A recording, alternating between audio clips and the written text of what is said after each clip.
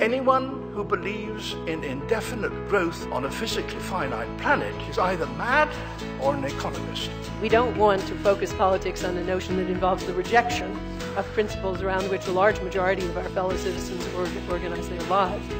We are not as endlessly manipulable and as predictable as you would think. So here is the bigger picture as I see it. We can imagine on a y-axis some general notion of capability, economic development, technological advancement, and on the other axis, time. And right now we have a human civilization which represents some range in this condition of possible levels of civilizational advancement. If we imagine a large timescale, I think that we will break out of that human condition, and the human condition will one day come to an end. The probability of this is greater the longer the time scale that we're considering. And there are two possible ways it could come to an end. One is by sort of breaking out of this range in the downwards direction. And there we have the possibility of an existential catastrophe. We could destroy ourselves. That forms an attractor state. Like once you are extinct, you tend to stay extinct. And that's certainly a possible, like, permanent destination for our species.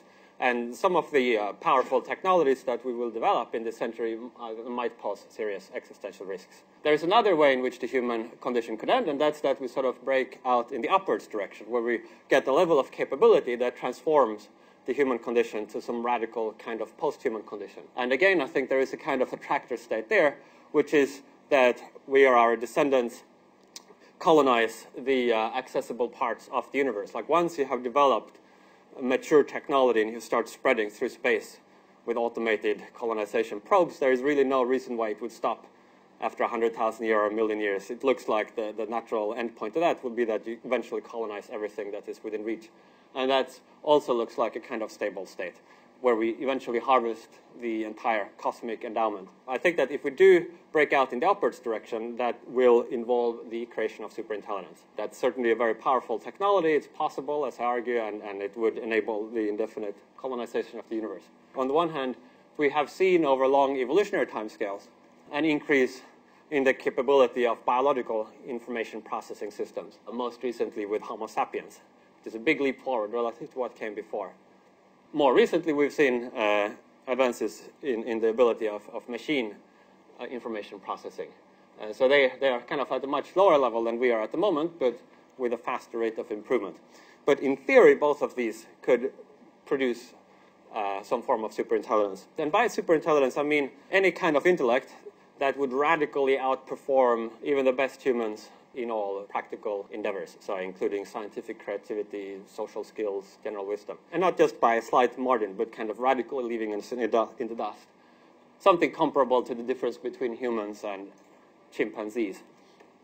So I'll say something about biological cognition in a moment. Networks and organizations, I think, definitely important. The way we can think of us together as constituting a larger information processing unit. Our collective intelligence can certainly be enhanced and has been enhanced through discoveries like the scientific method and better ways to kind of aggregate information and work together.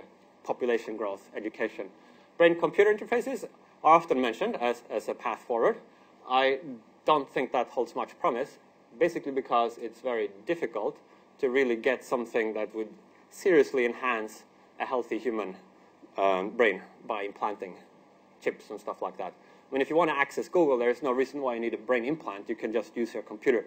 And we have these like massive, highly adapted interfaces for getting information into the brain, like eyes, which can transfer 100 million bits per second straight into the cortex with no medical complications. And there is a whole part of our brain that's dedicated just to extracting information from visual input.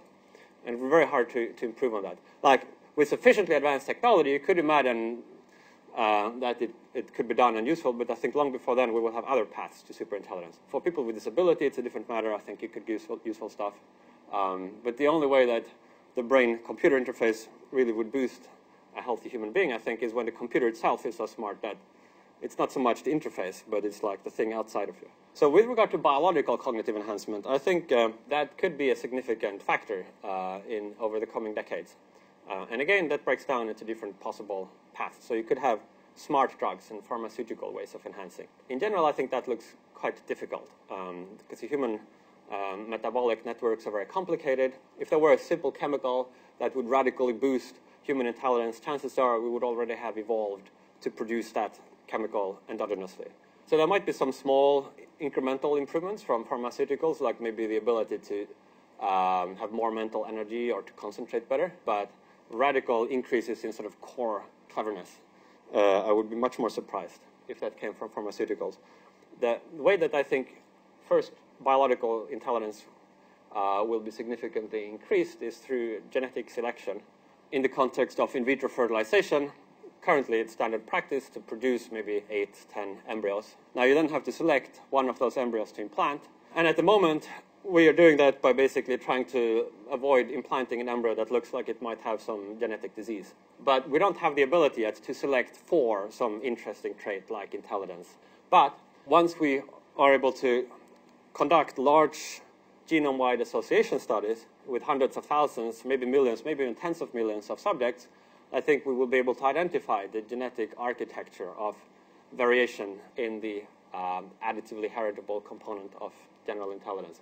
And these studies are just now becoming possible because it turns out that what accounts for, to the extent that intelligence is heritable, what accounts for that difference in genetic disposition to intelligence is not just a few genes, but it's a lot of genes that each have a very, very small effect. So to detect the effect of a gene that has a very, very small effect, you need a very large sample, like millions of people perhaps. And until now, it has